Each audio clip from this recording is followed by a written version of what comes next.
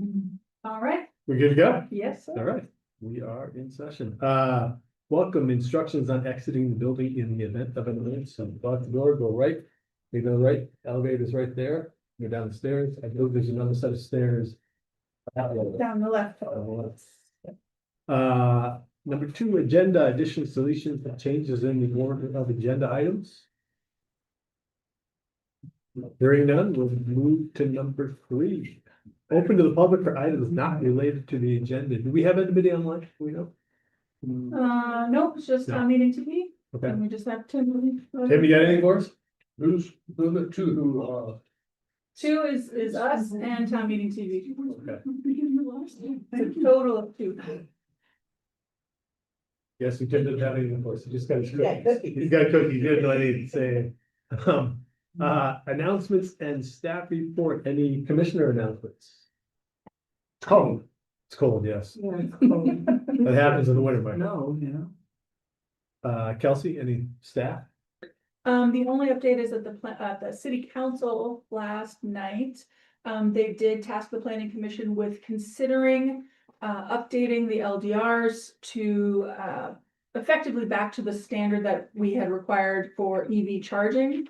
If you're unaware, the governor issued an executive order that reverted back to the 2020 RVs and CVs, the sort of energy codes. With the effect that we had written our EV charging requirements to refer to the 2024 version of the codes and then say, and we're requiring this extra little piece of it that is based on the structure of the 2024 code. So what effectively it means is without the 2024 code being in effect, it takes the effect of that piece of the LDRs away. So the city council has asked you all to consider adding a little bit of language back into the LDRs that would sort of correct that gap that now exists. So it'd be to have the same policy as has already been adopted, but just to correct how it was done to make it effective again. So And are we not superseding the state on that if we do that? no, you can always go past the state. We can always go higher than the state with these things. But it just was built on a foundation that now that puzzle piece has been taken away. So it sort of refers to nothing and therefore it doesn't have an effect. You just want to add it back. That's what the city council is asking, is for the planning commission to consider adding a little bit of language that would make that basically effective again to the same level it was when it was adopted before, which was only this fall. May I comment? Tim? Thank you for that, that comment. So the council and the city's attorney are not even sure whether the governor's executive orders have any weight to them or not. And the legislature has pledged to look into that as soon as they go back to the session in January. But to be safe, these changes that we asked for, we'd like to have them codified, which is why we're asking for them in the first place. And of all the things of all the executive orders that the governor wrote up, planning and zoning have gone through all of them and found only these things are in danger of not being able to be, backed up. So that's why we're asking for this help. Okay. Are you going to develop some language for us? So it's my understanding, meeting? I haven't been part of it. My understanding is that Councilor Chalnick has written up something as a potential draft. We would be considering that language and connected with the city attorney and trying to figure out if that's the right language or if it needs to be tweaked at all. And we wouldn't be bringing it to you for the next meeting. It would likely be in a couple of meetings because of other things that we have on the agendas. Or we could just pass a motion saying we're gonna ignore the executive order. No. I'm joking. It's a different. Yeah, I think that's gonna fly, Michael. That's my style. It's a different choice. You get Pam Bondi, huh? Well, that's, Well, a little piece of back information because, I wasn't really surprised when they went back to the 2020 code because there had been some meetings with legislatures, builders and architects for the last 2 years. And the complaint was that every time they adopt a code, there's no training there's no period of training to teach people how to meet the code. And in this particular case, there was a big jump in exterior wall construction. And so it was kind of, I mean, the legislature may not recognize this, but this was actually a change that was supported by the architecture and construction community, mostly because the state was so far behind in adopting any kind of training schedule or anything to teach builders who were not in the know. I mean, there are plenty of people who will build to the 2024 standard, but the old one is what people know how to do, you know, so kind of tough to pass a law when you can't get people to actually do it because they don't know how. May I Right, comment to be- briefly on that? Just, can I just clarify? Sure, go ahead. Yeah, just to be very clear, the only thing that this is related to Right. is the EV charging, that the planning commission and then city council had gone like a little bit over what the state had required in the 2024 RBs and CVs, primarily in the CVs. So it is not related to the entire code, it is related only to the EV charging, what level of sort of in-ground Yeah, it had to be EV infrastructure. ready. Yeah. EV ready versus, yeah, and that piece of it wasn't, that wasn't really an issue. Sure. For builders and architects, it was mainly the exterior wall construction. You know. So now they have a few more years to figure out how to convince builders to actually do what they were asking. My only comment will be that in 2016 or so, there was a meeting at Burlington Electric of developers and some Act 50 specialists, especially in RBES, because they were talking about the stretch codes, right? And they were talking about, we want you to do a blower door test before and after the windows, after the windows are in, but also again, after the drywall's up, right? And they were complaining like, oh, we don't have enough people that know how to do blower door tests. How can we ever get this done? Complain. Well, there's a very limited number, Well, limited number of people who do that work, yeah. anyway, so no matter what you set in front of them, they will complain at some point that they don't have the resources, they don't have the people, they don't have the training. Well,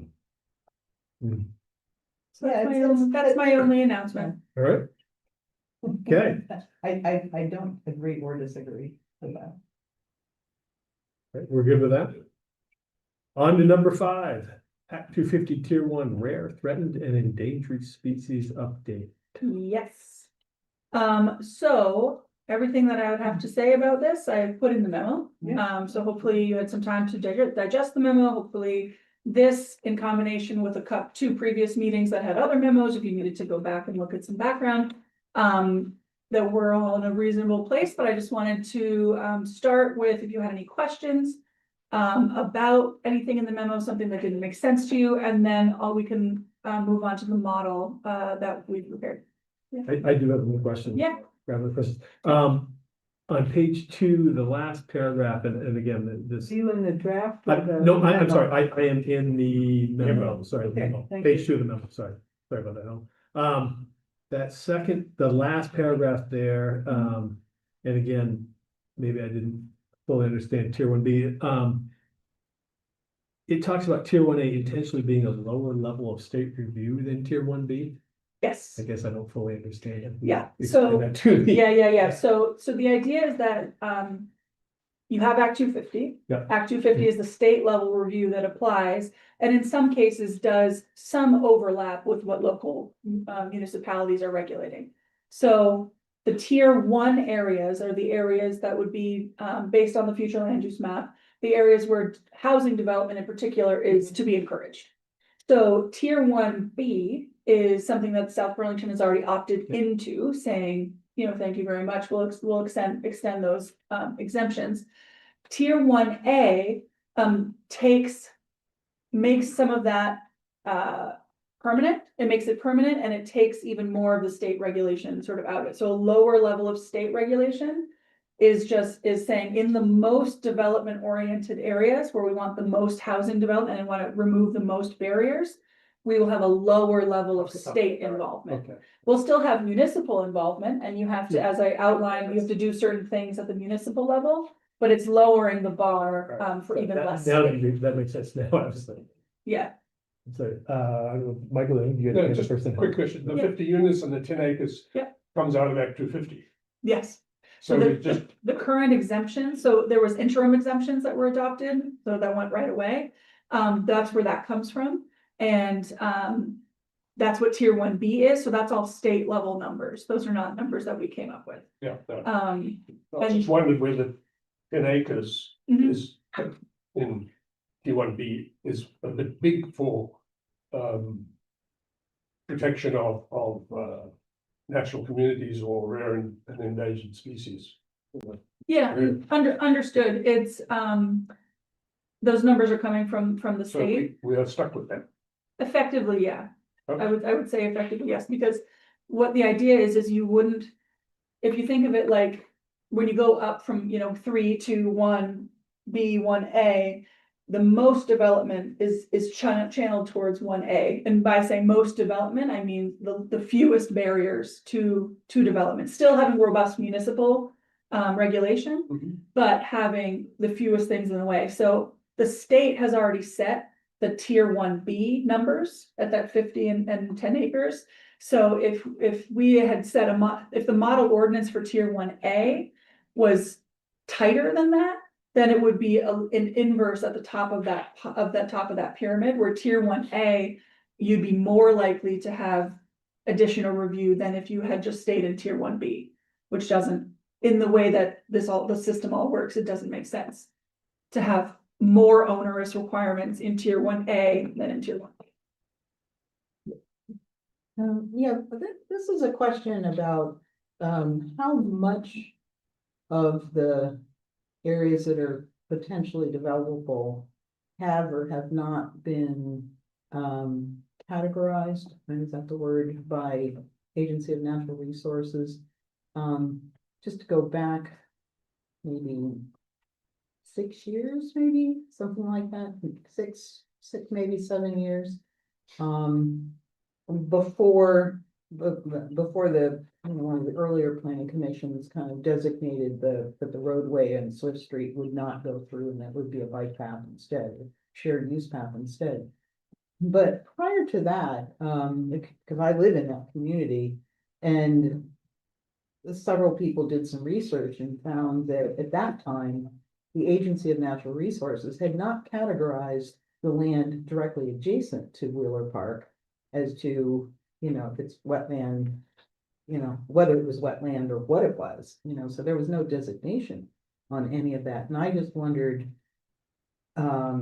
because it did affect the hill property on the Mhm. opposite side, and how much protection of a wetland, would you get? And so, because at that time, there was no current updated survey from Agency of Natural Resources. So I'm just wondering how the potential lack of, updated reports in some areas might affect things, given that South Burlington has done a lot of work now to designate which areas are developable and which ones aren't.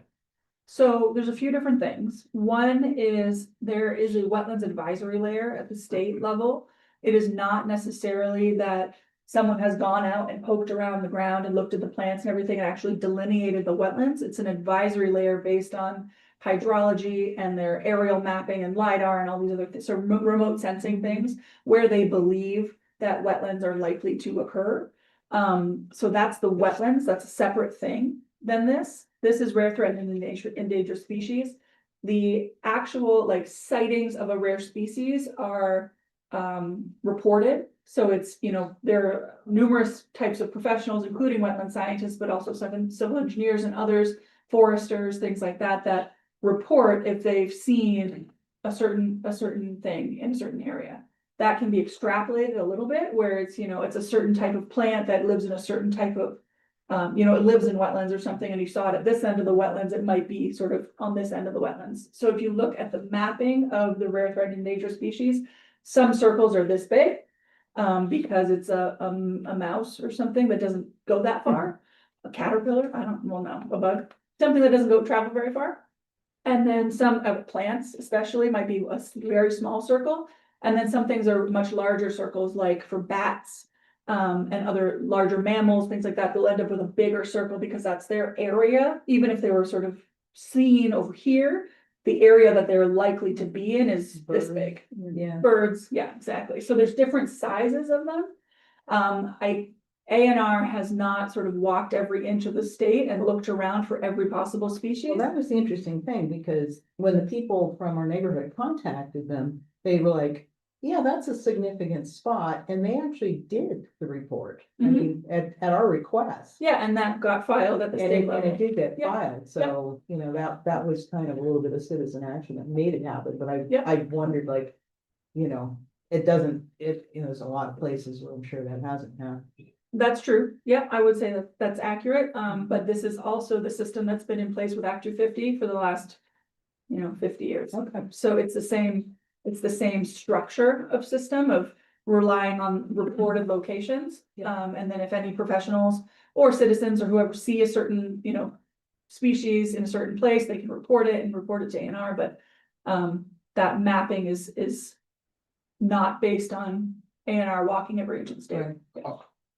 Are there any, are there any circumstances in which the proposed legislation is more stringent than the existing, protections under Act 250? Or is it basically just replicating it? almost exactly. It's very similar. Rare species was not included before. It was threatened and endangered species. So it does add a slightly different, Is rare more or less than threatened? less, Okay. more common than threatened. How do you define rare? It's the whole, there's scientific biology. So adding the rare, what was the rationale behind adding rare into the language? They might become threatened. I don't, that's just what the state, that was at the legislative level. That was not part of any of our decision. Oh, so the legislature has changed that recently? Yeah. Oh, okay. That's part of Act 181 that changed. Okay, so basically, essentially, so we're very closely matching 181. Oh, yeah, Yes, Yes. okay. So we're not more strict than 181, No. basically. Exactly. We're just rewriting 181 to work as. So- essentially. so the core of it is that Tier 1A requires you to have in your municipal ordinances or regulations something that addresses and protects rare, threatened, and endangered species and significant natural communities. All of that language about what's required for Tier 1A comes out of the state statute, so that's legislative. So, And what this is for our model is we've been working with ANR for what does that look like for a municipality who doesn't have expertise in, in these areas, or the, white-tailed bats or white-nosed bats, something. If municipalities don't, especially less than South Burlington, many municipalities have fewer staff than we do. How do you write a municipal regulation that is effective to the level that Act 250 was in these areas where it's now exempt from Act 250? This is effectively saying municipality, you were required, you don't have to do a bunch of other stuff that mimics Act 250, but you do have to address this particular topic because it's still Yeah. important, even if Act 250 doesn't apply. but so we're not making like any substantial policy decisions, No. we're just trying to figure out how to comply with statutes. It's mostly process. Yeah. It's mostly, the taking the Tier 1B triggers for size of development and then saying, and then the application has to go to ANR and they have the opportunity to comment, and that sort of the mechanics of it is mostly what this model ordinance is. With the idea that if we work with ANR and do it for us, then Killington can repeat it, Brattleboro can repeat it, and ANR is not dealing with 20 different versions of a similar thing. Makes total sense. Yeah. Are the 10 acres and the 50 units linked? So if I have 6 acres, I can still build 49 units? Would be covered by our normal LDR. If they're both under that number, yes. You would not trigger this. So density isn't an issue. No. Okay, It's one or the other or both. it doesn't have to be both. It does not have to be both, correct? You could put 3 houses on 11 acres, or you could put 51 units on 2 acres. Either threshold. Right? Thanks, Duncan. My question is, looking at ANR's map, I don't know if they're labeling things in a way that is not as intuitive, but everything that I see says rare. Are we aware of any threatened or endangered species from ANR that exist within our municipal boundaries, or is it all everything in the rare category? I honestly don't know the answer and I can get back to you on that. I've been treating it as a pile because they're treated the same way in this ordinance. It doesn't Gotcha. make a difference on the municipal side of it. It does make a difference for sort of state and federal criminal penalties and That's why I other was like things. reading like. Yeah, like, it is three different levels, but in this case, it's just, does it trigger review?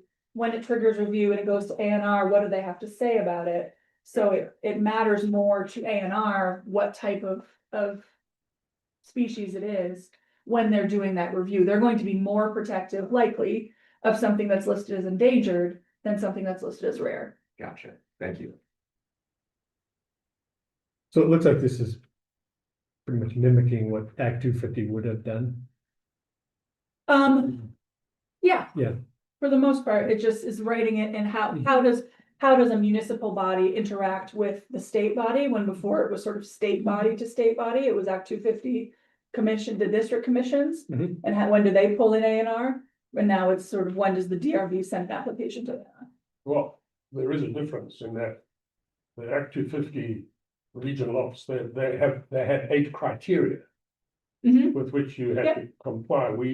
I have made a note that we need criteria for what's undue negative impact or undue disturbance, because all of us probably have a different opinion about what undue is. So the 8 criteria are related to the application as a whole. Yeah. It's not on every individual piece of the application, you apply all the criteria, so it's, I think of it as our entire LDR is covering effectively the 8 criteria from Act 250, and that's sort of the proxy. Is we're not trying to duplicate Act 250, because then there's not a lot of point in doing that. We're trying to have less regulation in our tier 1A area, so it's still, Act 250 still applies in the other Yeah, areas, no, in the NRP and other places. I'm thinking of the model Mhm. that undue has to have some kind of definition, otherwise every member of the DRB may have a different opinion about what is undue and what's acceptable. So my understanding from working with ANR on this is that that is a sort of professional, ecological and legal term that you've been using for decades in the Act So 250. there's a definition of it somewhere. There's not a, Or is it more of the ANR to decide what is and it's isn't undue? the ANR are the experts in sort of these ecological impacts, and their decision, they decide what that means. There's not a specific, like, if there are 3 specimens and you kill one of them, that's okay. Like, there's nothing specific like that.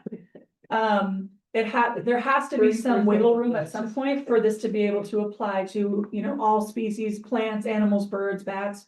It's really difficult to write something with tight precision that is, without it having to have exceptions to exceptions to exceptions. So that's why this is referring to ANR for the professional expertise, instead of it saying, oh, just DRB go decide.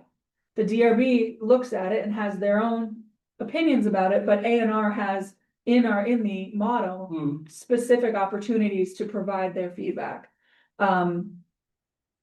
If they decided to throw that out the window, then there's all sorts of legal options that people can pursue for that, but the idea is that ANR, being this biological fish and wildlife kinds of experts, are making providing their There should be opinion. language in here that says that undue disturbance or negative impacts would be reviewed and decided by the ANR. So it's the intention. So you submit it anyway. Yeah. So the intention, and what currently happens with Act 250 is ANR does not respond to every request that they get, because they are dealing with the entire state.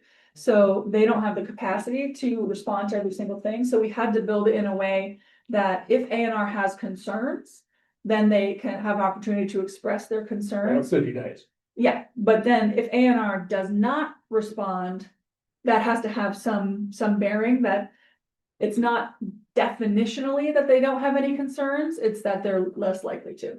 So it doesn't tie up A&R with having to respond to every single application if they think it's a low level concern.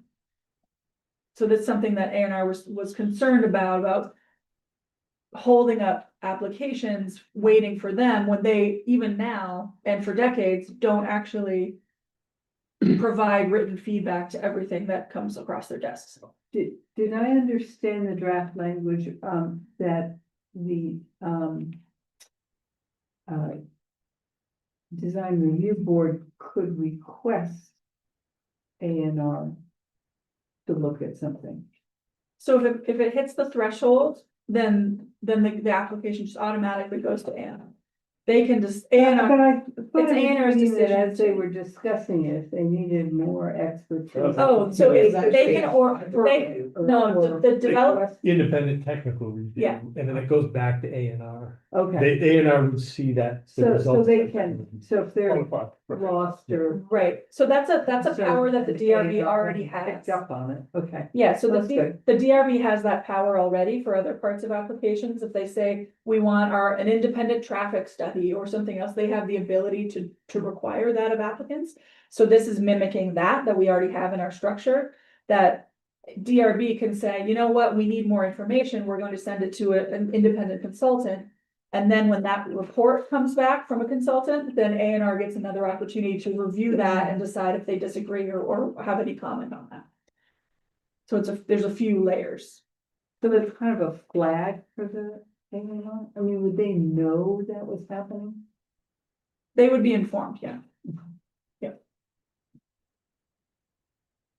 So what, pretty much what you want from us is, okay, that we agree with where you're going with this. Yeah, so there's Yeah. sort of a twofold thing to it. One, we got your okay sort of a few months ago, but just how you're feeling when you've now seen a draft of a model. We're writing it in a fairly general way that, you can plug in your different, the zoning districts or the whatever that people are using in different municipalities.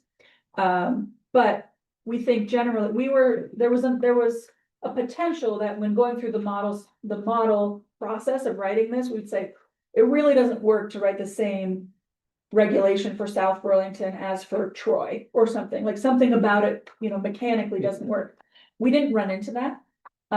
It is our opinion that this model is both effective for South Burlington, but then also effective to other scales of municipality, other, types, rural, urban municipalities. And our intention is that we would then be working with some of the municipalities that are likely to be applying for Tier 1A in this sort of first wave. So that includes people like Brattleboro, Killington, St. Albans City, Burlington, Williston. There's a handful that we're intending to sort of shop this model around to and have the same conversation of, does this look right to you guys? And with that aim of simplifying it for everybody. Because the idea is if you simplify the process for A&R as much as you can, the more likely you are for A&R to have the capacity to respond to requests. So today, the first bit is, does the model still feel like it works for South Burlington? It's our opinion that it does, but that was the first piece of feedback. Mhm. And B, is there anything that jumps off the page and you go, oh, okay, no, that's not what we're looking for, that's not gonna work. With the idea that given the end of the year and then getting into January, we'd be working with other municipalities in, early to mid-January of 26, and then we'd be coming back to you. This is not any move to adopt this. This is just giving us the okay to move it forward and work with other municipalities. So there may be some tweaks that come back when we do that process. But just, we promised it, so here it is. And I would assume that most other communities that we would be dealing with probably don't have the level of protections that we do. In terms of our Article 12, stuff like that. Probably not. There's definitely different ones. So, for example, Killington is an interesting one because they're fairly rural, but they've got that one long access road that's got a lot of development on it. They have some different sort of environmental protections because they have high elevation and some other stuff. So they don't have There are other municipalities, I think is probably a broad brush to say that they don't have as high a level of protection as South Burlington does. But they may have slightly higher in certain location-specific topics and lower in others. But I think as a general statement, that's probably true. Yeah. Well, Go ahead, Donna. I was just gonna comment that I thought the ordinance read pretty clearly. Great. I mean, I understood what it was saying, much more than the memo. Memo, I was. Fair enough. Okay. Fair enough. That memo's pretty confusing. But yeah, the ordinance seemed Yeah. make it pretty clear. Yeah, I agree, Donna, but one, a hypothetical. Mhm. You have two contiguous, say, 6-acre lots. Yeah. Each has RTEs mapped on them, Yep. maybe they cross over. So now you have 12 acres. Yep. What is each?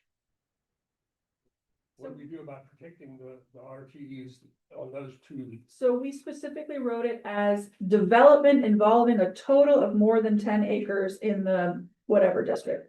So that's the very first line of B. So we didn't write it as property or lot or Mm. parcel. It's if you're doing if you have a development that's involving a total of 10 acres or more. And to us in South Burlington, that would include site plan subdivision, but also master plan, which Yep. a larger property would be required to be doing in most cases anyway.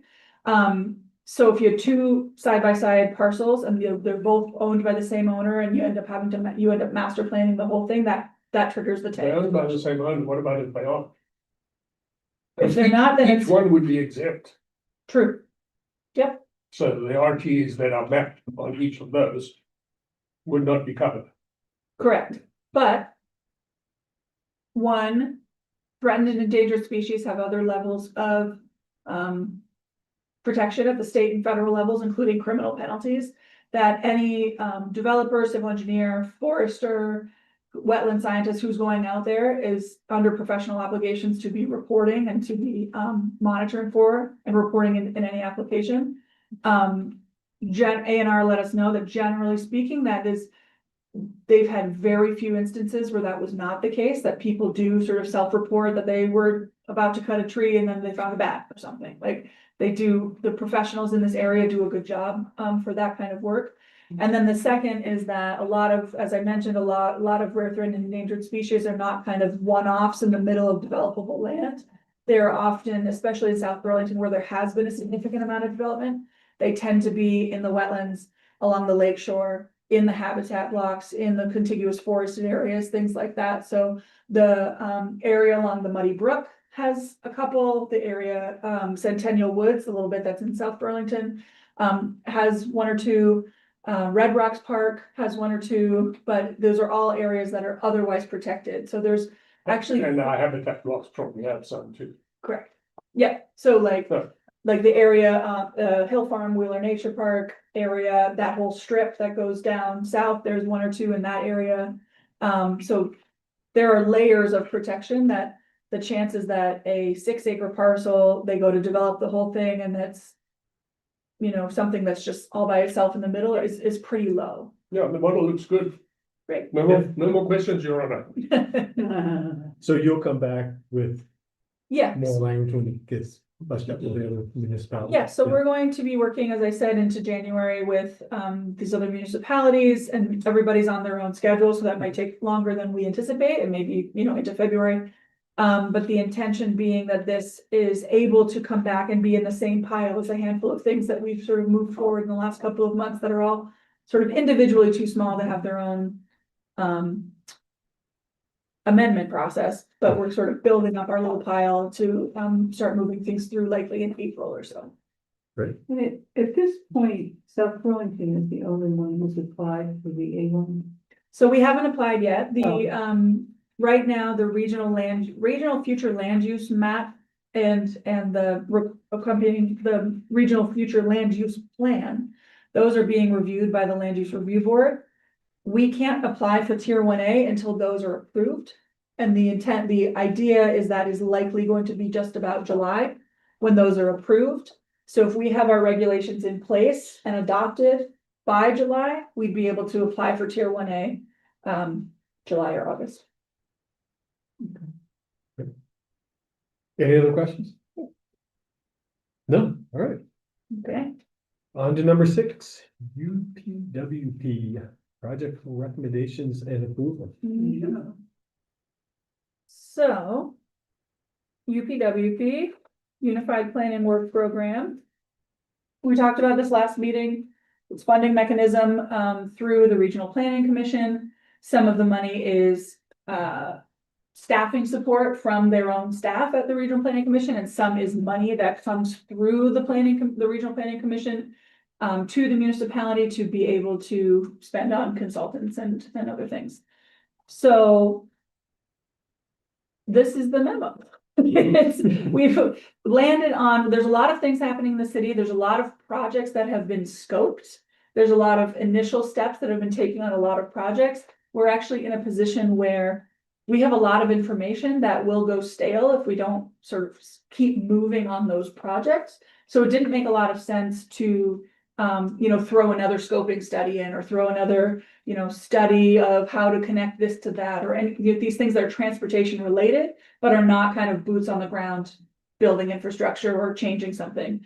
So the idea is that we would apply for just one UPWP. Other years we've applied for 3 or 4 because they're smaller, but this would be a pretty significant one for Shelburne Road Centers planning. We applied for a municipal planning grant for a similar project in the same area last year and we didn't get it. The idea is that it would be the Shelburne Road area, approximately from where Queen City Park Road comes in to just about Fayette Drive, just south of Fayette Drive. That area sort of really doing a thorough job of planning street networks and bike ped connections and potentially, public amenities options, and really planning out that area for what needs to go where and how do we set up the structure to really make that a viable sort of sprawl corridor repair project in that area of the city. It's kind of a junior city center. You've got IDX Drive Yeah, to Holmes Road. Or is that something else? That's the crossing. Yeah, that's it. So, Okay. yeah. Yeah. that's the southern end. Is that what you mean? But he's looking at the Shelburne Road You look at crossing. Shelburne, Oh. yeah. So there's 2 pieces to the memo. There's the stuff that we're applying for the next Yep. year, which is the Shelburne Road Centers, and then Paul wrote up a Yep. summary of where other projects that we've been funded for in prior years, what their current status are. They're primarily not housed in our department, so I'm not the most knowledgeable about them. They tend to be Department of Public Works, Mhm. yeah, in our capital improvements program.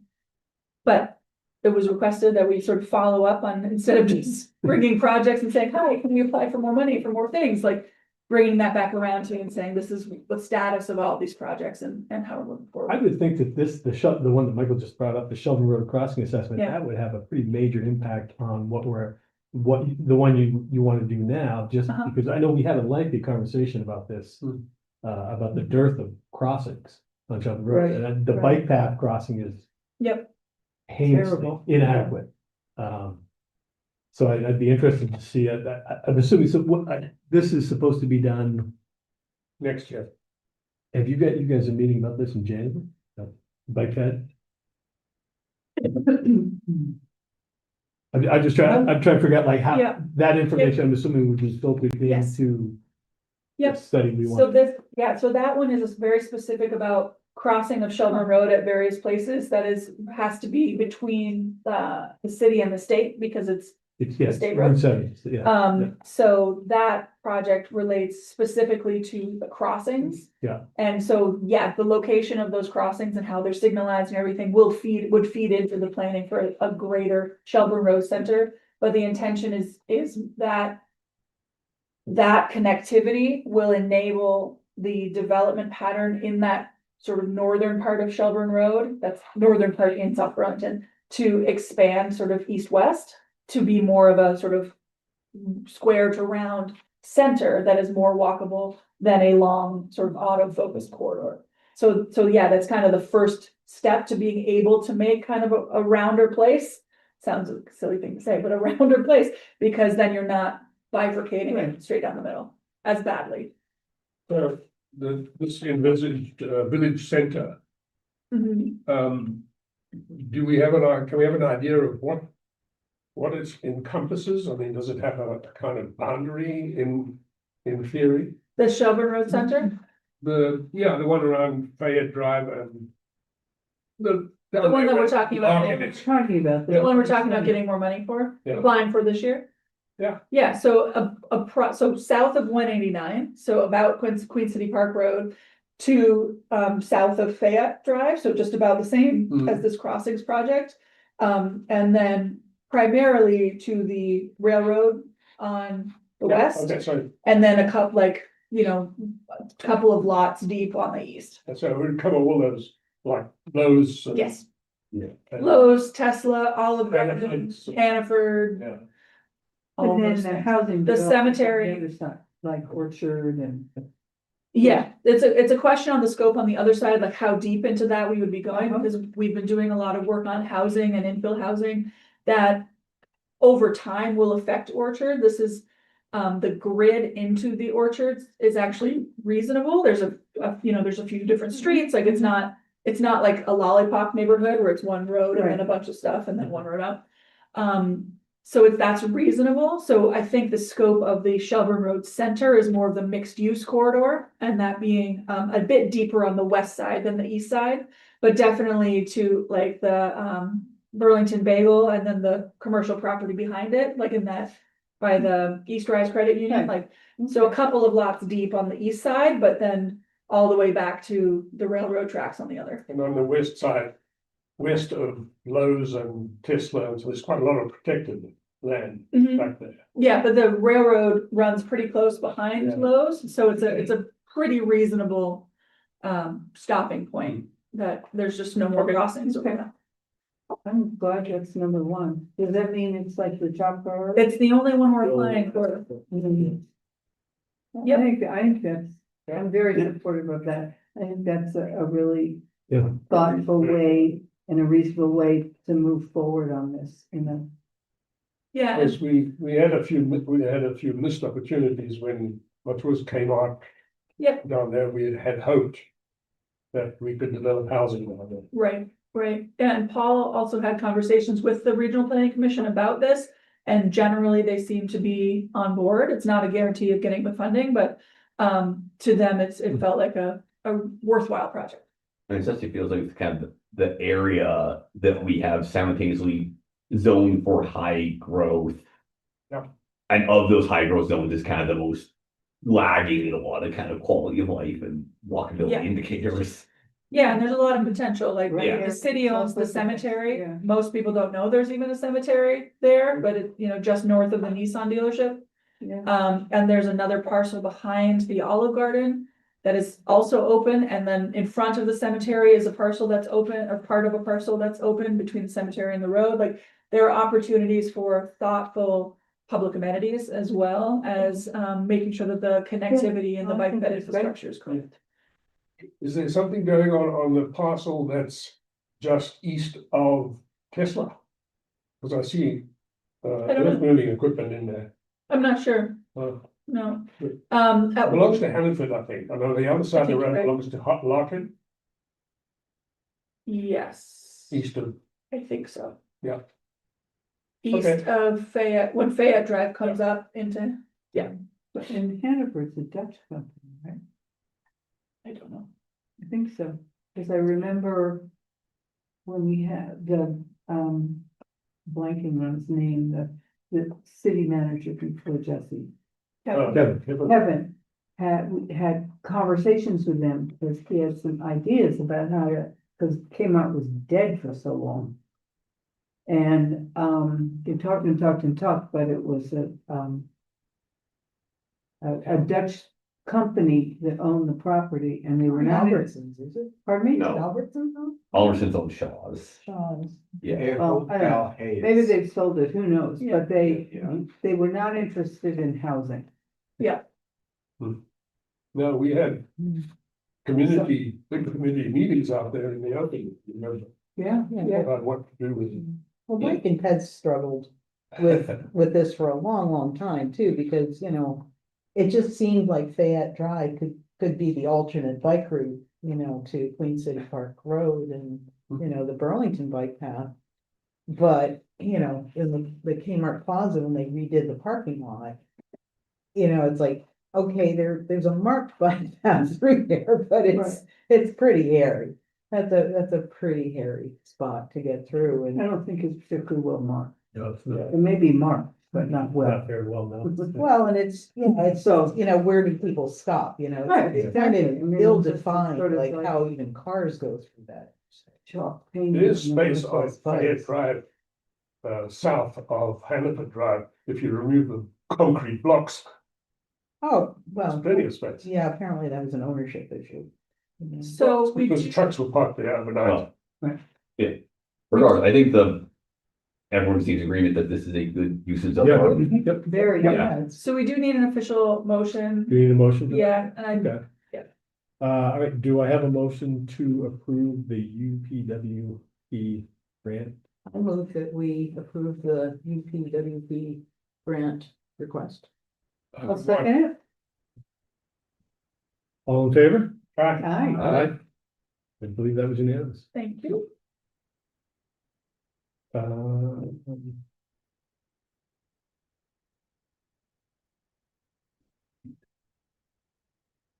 Development update, I'm not sure what that is. That is Oh, in the yeah, memo. yeah, that's- Yeah, that's the What is that? And I appreciated that.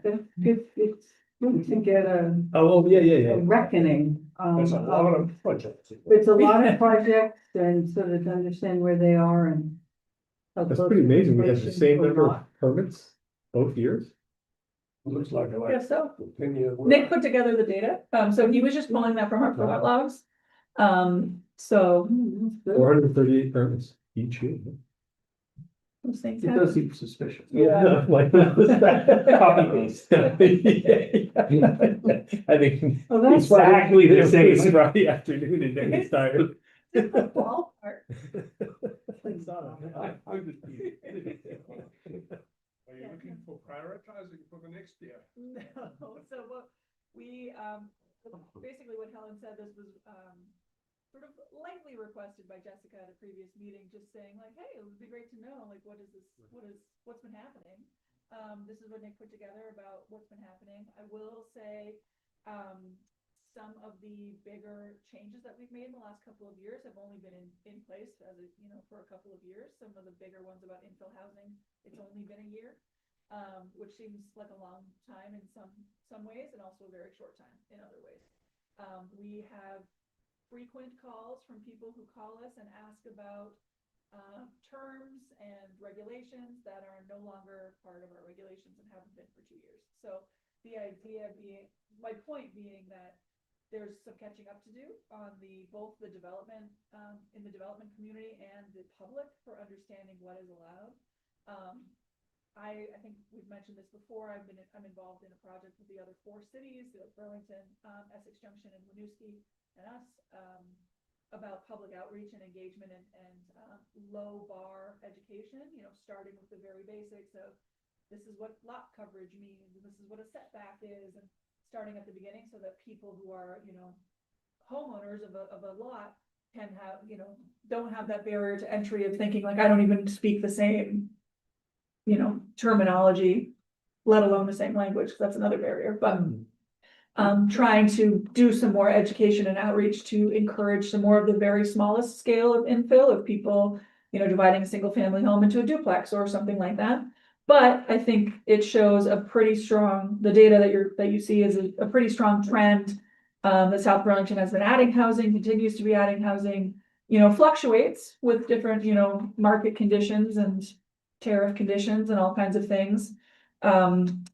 There's a few situations that are kind of one-offs, like these buildings here all being built all at once is a pretty high blip. But we're pretty confident that we're going to be continuing to see investment in South Burlington in city center and potentially on Shelburne Road. So just wanted to give some data both on the big projects and on the little ones, but also anecdotally, we get calls from people fairly regularly about, you know, I own this address in this neighborhood and what can I do with my property? Can I add an ADU? Can I add another house? Can I divide into a duplex? So there is some grassroots level interest in some of these things that we're hopeful that the two sets of amendments from November of 24 and then this fall are, you know, all tied together, make things easier for people to be more flexible on their properties. So we're hoping to see even more growth in the, you know, small numbers of units being added here and there, to add up to large numbers, but without necessarily seeing, you know, the 100-unit buildings all the time. So is there any kind of outreach, specific kind of outreach going on there? Yeah, so we're working on a project that's coordinated with the RPC about working through the housing committees of the 4 cities to set up events and resources and sort of one-stop shopping for, if you don't understand what an ADU is, here's some videos about it that other towns have put together, like trying to consolidate a lot of the resources that already exist and make sure that we're all kind of working together instead of, you know, Winooski throws an event and then we do an event that's education and outreach, and then Burlington reaches out to their, you know, landlord association or whatever, and nobody's talking to each other. It's trying to rectify that, because it's what we need to continue to recognize about Chittenden County is that people are it's more dependent on like the day and time that something is available. You know, if it happens to be that the event, the informational session that's in Winooski is a better day and time for you, it's gonna be just as easy to drive over to Winooski as to come to City Hall here, or to go over to Burlington or something else. Like, that's not gonna be what stops people. So trying to structure it more as a comprehensive set of events that kind of builds on its own momentum, will hopefully reach both small homeowners and the potential people who are potentially small developers, contractors and others. Can I just ask on the, Yeah. the section that's talking about a banner year for infrastructure Yeah, investment? What is a new vehicle service pay? Bay. Oh, it says Yeah. pay. Bay. Oh, I think that's it. I didn't know, okay, this is something new. Oh, it's a bay. Okay, Bay. Well, that, thank you. oh, Bay, yes. Yeah. Didn't use any. Just flip the B up. over. Okay. Yeah.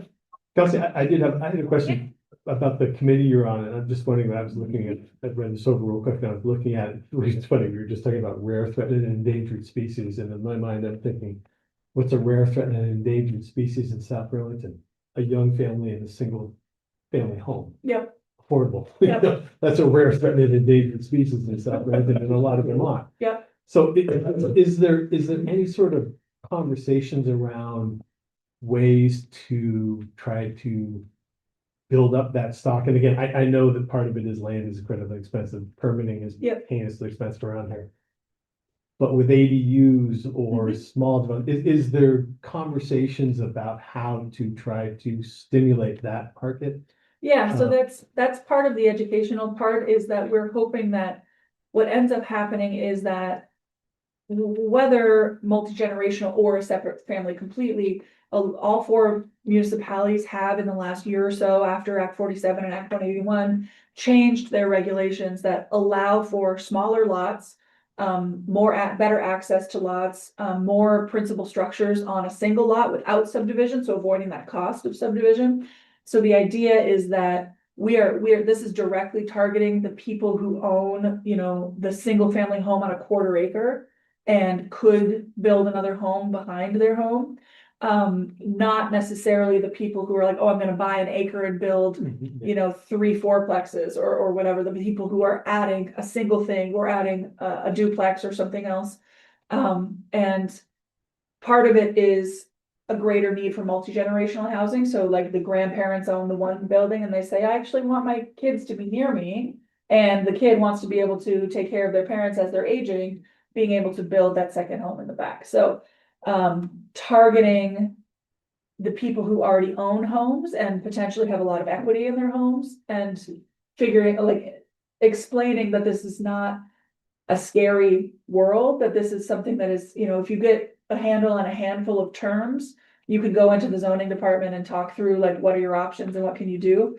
The big issue, I think, is often money. But the idea is hopefully we're talking about some property owners that have owned their home since the 80s or 90s and have had their property value go from $150,000 to $600,000, because that's not unheard of in that sort of time frame. And being able to take out home equity loans or we borrow against their home equity to be able to invest in that kind of infrastructure. I think there's a lot more moving parts to it that make it difficult for people to be doing that, but I think removing the regulatory barriers and improving our education are the first two steps to making people understand that it's an option, that it's even something that's on the table, that we have a lot of people who call and they don't know that they could do that. They're like, oh, I don't have enough frontage, and no, we just changed the rules. Like you can sort of have a different way of accessing the back property. So it is targeting some infill in like 3-4 plexes, but it definitely is also targeting some of these small single family homes and duplexes as well. I feel like I maybe talked in a circle for a second, but did that help? No, it does, yeah, I just, it's the single family units, there's just such a dearth of those. Yeah, And we know we're bleeding population, young families, Yeah. just because they can't afford to be here. yeah, the intention is that where we run into issues sometimes with the sort of for-profit developers is if you build a single family home, it costs a certain amount of money. And if it's a 1,200 square foot single family home, it may only be 10% less than the 2,400 square foot single family home for the building cost, because it's still a whole building. So it's like, even if it's much smaller, the cost doesn't scale down by that much, but the price often does. So you can charge a lot more for the 2,400 square foot home than the 1,200 square foot home and make a lot more profit on that sort of medium to large single family home. So the idea, we run into trouble with commercial developers, like saying, well, building 2,400 square foot homes, which is a reasonable size home. I'm not talking about 4,000 square feet, but that's a better profit margin in the commercial space for that. What we're hoping, and we're trying to figure out ways to better incentivize smaller homes that end up being naturally affordable, because we have our whole inclusionary zoning system, and it has, all the deed restrictions and the covenants and all these things about restricting the purchase price for the inclusionary permanently affordable homes. But I think there's a big opportunity especially for infill housing, the building of the 900 to 1,200 square foot single family homes that are perfectly adequate, especially for small families with smaller kids, or even smaller families, or whatever it is, that end up just staying naturally more affordable because of their square footage and more energy efficient. So it's sort of a twofer. And when you do it as infill, there's almost no impact on infrastructure, because you already have the street, you already have the water and sewer, you already have police and fire, like you're not really adding a lot when you're gaining a lot of tax base, even for a small home. So trying to send that message as well is, when you think of a house, you don't need to think of the 2,400 square foot house. You could think, oh, I could fit 1,000 square foot house in my backyard, because that, on 2 floors, that's only a 500 square foot footprint. That's a pretty reasonable thing to be fitting in like, especially a 1/4 acre backyard. So It seems like the bankers have an awful lot of influence over what gets built, and it's like Mike Simino is probably a good person to talk to about this, because he has a long history with this. But it often seems that the smaller builders probably would be the ones who would be more likely to build the smaller multifamily units. Yep. But they have trouble getting financing. Yeah. They have trouble getting loans from banks, because, the banks, like the big builders who have the long history, and they know what they make per house and everything. where they like end up that. having to go one at a time. So, Yeah, or in rural Vermont, right. there's a lot of contractors that build one house, One house. sell the house, that profit goes into buying the next house, Right. sell the house. So they do it one house at a time. And Yeah. that's a pretty standard process It for would be those very interesting to smallest see if builders. the bankers have any, could do some creative thinking about, how can, instead of just building one house, we could allow a small builder to do 4, Mhm. 4 at a time. you know, all small houses, but, you know, maybe only 2 buildings or even one Right. building. And, you know, how do you make that happen? Because I think a lot of small builders just don't know. Yep, so that's the intention. There's a couple of audiences for this, for the infill housing project that I'm working on with other cities staffs.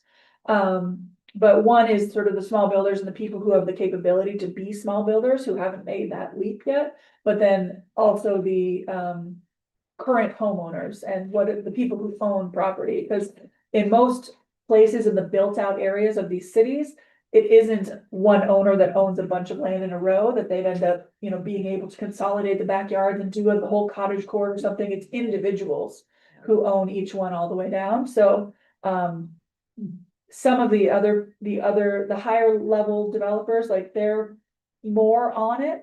And the intention is to be reaching the people that are not sort of in City Hall applying for permits all the time, and are not, you know, on a first name basis with our development review team. Like, there are developers, like they call up and they're like, oh, hi.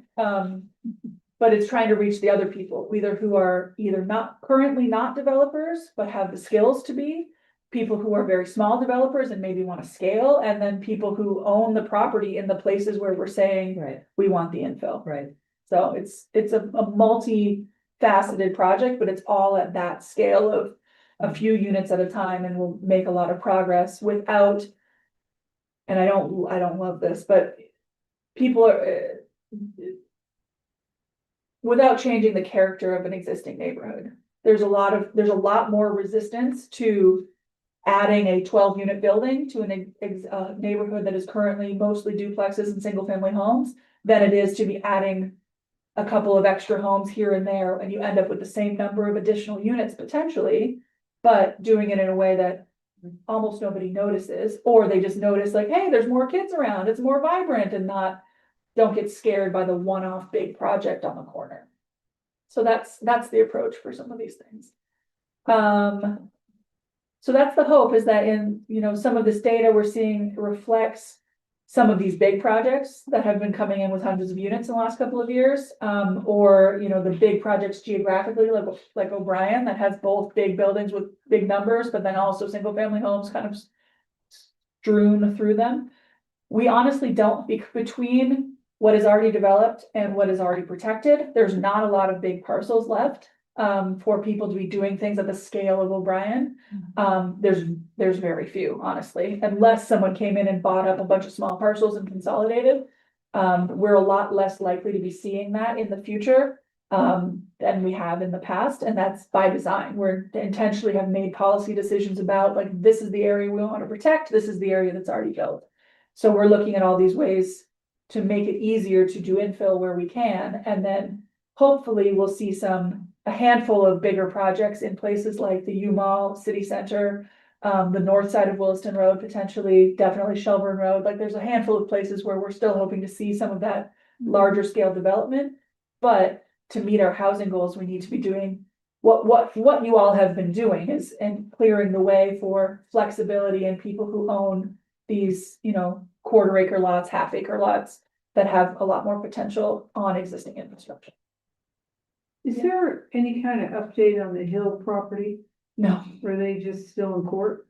I don't think they're still in court. I lose track because there were a few different court cases. I think they're all done, but they haven't come in with anything new. As far as I know, I'm a little bit down the food chain. Tim, the backyard ADU opportunity. Yeah. right, is an excellent way for a niche builder to take prefabricated modular housing, Mhm. right? And duplicate that and learn from it as quick as possible. And are you bringing the banks into this discussion as well, the local banks? So that they can like find products that fit these homes that have a single family home on a half acre or 3/4 of an acre, that they can put an ADU out back. And find out what works best for them. Is a combination of a regular mortgage and the home equity. You know, I mean, they gotta have products to promote this, because they've got cash and they wanna, you know, Yeah, own it out. But they So- need to have a competitive product. yeah, so that's a little bit outside the scope of this particular project. This project that I've been talking about is primarily about this education and outreach of what's already been done. Sort of regulatorily, like, here are the changes, here's what you can do, and like, this is what it means when we say a triplex or whatever, it could look like this or it could look like that. There is a related but separate project, that's at a statewide level called, Homes for All. Essex Junction is one of the, pilot communities, and maybe Manchester, and there might be one more. But the idea is developing a set of pre-approved plans. So, you know, here's your catalog of plans that then people can use and say, like, you go in and it meets height requirements and it meets building code and it meets all these things, so they don't have to spend the money on the engineering. And then do some of these things in all kinds of different configurations, single family, duplex, etc. So that's one version of that's happening at the state level. Another is there are a few companies that have been pivoting into modular building, including in Essex or Essex Junction. Pivoting from sort of bespoke one-off buildings into more of a modular assembly line kind of structure. I don't know where any of that discussion is with the banking and financing of anything. But it's all to say there's a few different things that are all moving, that cover different parts of it. One is sort of the permitting costs and the engineering costs. Another is actually letting people know that these opportunities exist. And then financing is another layer. Okay. Good on the development update? Yeah. It looks like we have some minutes to approve, yes? Minutes of 11/12/25. Do we have a move to approve? I'll move to approve the minutes of November the 12th, 2025. Second. With one amendment?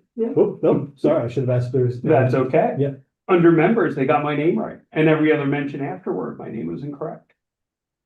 It's Moscato instead of Moscatelli, which I've been called worse. But if we can just adjust that, then I'll. That's correct. You're incognito the rest of the meeting, is that what you're saying? That's correct. No, I turned into a wine. Mustache on? If it makes Or you it could feel be better, Muscatel, that's a wine too. if it makes you feel better, John, the DRB noticed that you were included in a set of minutes, Oh, recently? that they had to take you out of, Did you- just recently, so, or drafted it or something, so. Okay, so we're going to approve the minutes with the correct spelling. I mean, Well, it's it's- more fun this way. I could go with I that. get it. Okay, so we have that, all in favor? I need a second. I second it. Okay. No, Helen, sorry, Helen seconded. Okay, yes. Other business, the town of Shelburne is planning, Correct. That's it. that's it? It's just, you have received your notice about a neighboring municipality doing a thing. If you have any questions, ask any questions, but we only know as much as in the documents. Well then, with all that done, we are adjourned. Yeah. All right. Happy holidays, everybody. Right.